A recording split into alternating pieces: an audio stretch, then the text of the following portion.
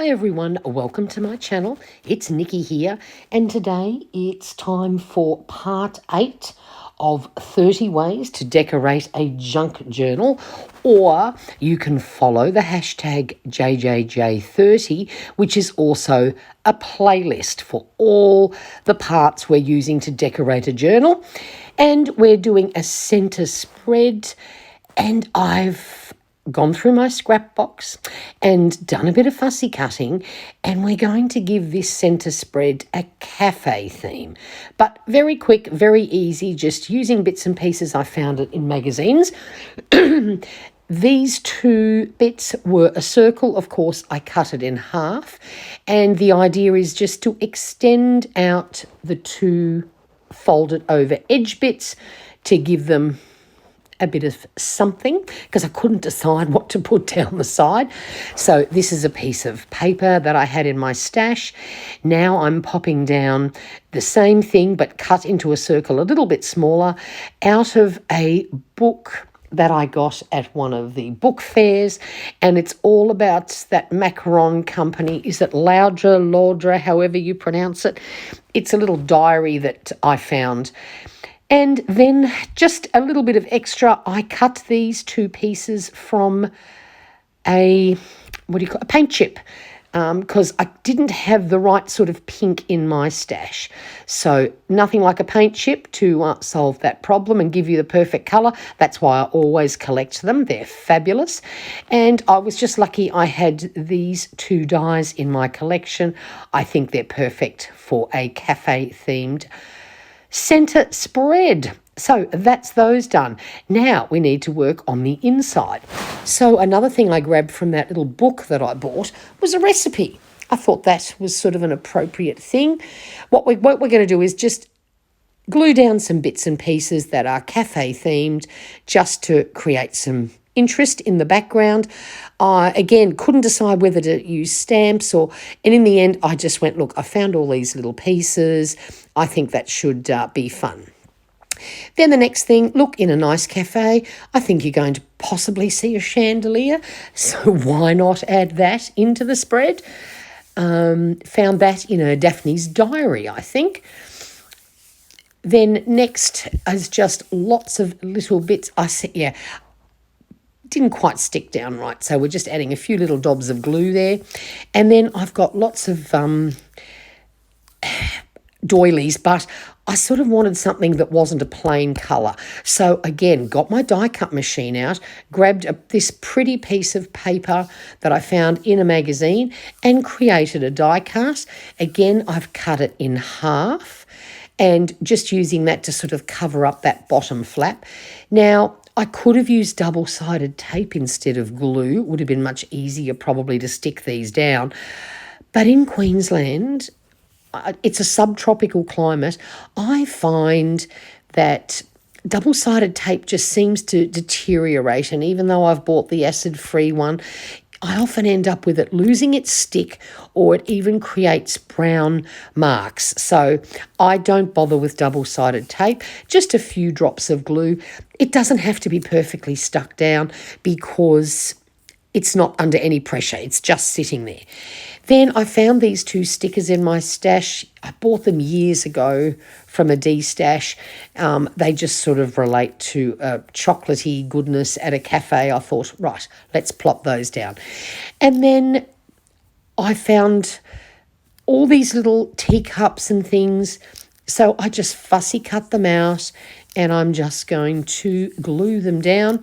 This is a little, I think, supposed to be a box of tea. I thought that was appropriate.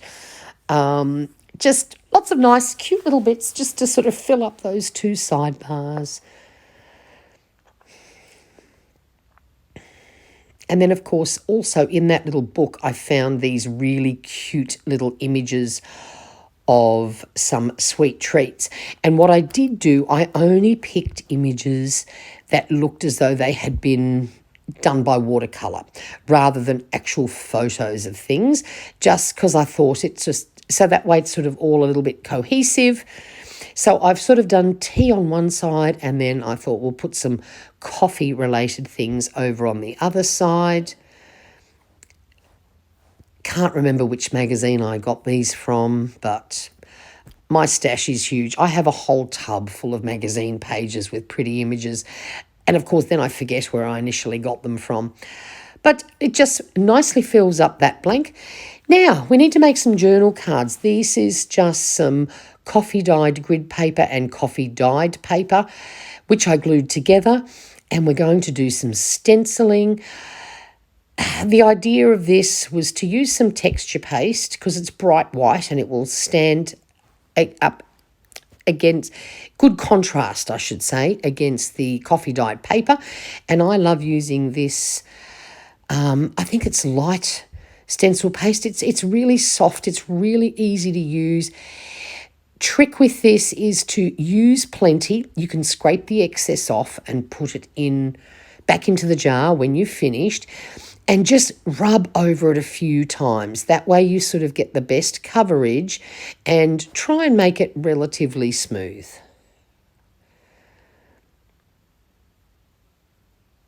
I was just going to stencil this with some white paint, but I know white paint, I don't have a good white paint that is really opaque. Most of mine seem to be quite transparent when I use them for stamping because you can't use too much paint.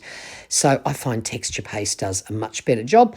And you just scrape any excess back into the jar and seal it up straight away, and make sure that you wash your stencil and that instantly because it dries very quickly. And once it's caked on, it makes it very hard to reuse.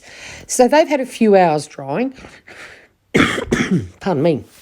Now, I then had a sheet of paper in that same little macaron book. And what I've done, I cut 2 triangles, and the idea of this was to represent a serviette on a table. It is actually the same design that's on the edge of the recipe that I used. Loved the colour anyway because that centre spread was made with a piece of paper that had been, a little bit of watercolour had been splashed on it to make it pink. So I thought, right, let's stick with that. And it had some pretty flowers on it. And I thought, yep, that looks a little bit like a serviette. That will do. I was going to use a real serviette, but if you stick that down onto that background, it's going to be too lumpy and all you'll see is the lumps. Then I cut out this knife and fork. I thought they looked cute, quite ornate. And so I thought if I put one on one side, one on the other, sort of like a matching pair, knife and fork, sort of a required element when you're heading out for a nice afternoon tea.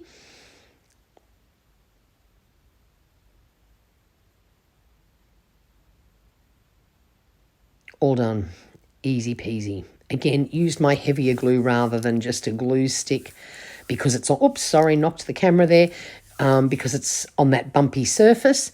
And then we just slot those straight in and it all sort of blends together very nicely, and the knife and fork really stand out, so I was very happy with that.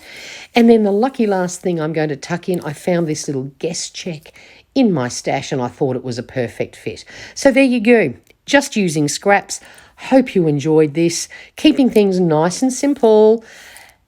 Until next time, stay safe and stay healthy. Bye for now.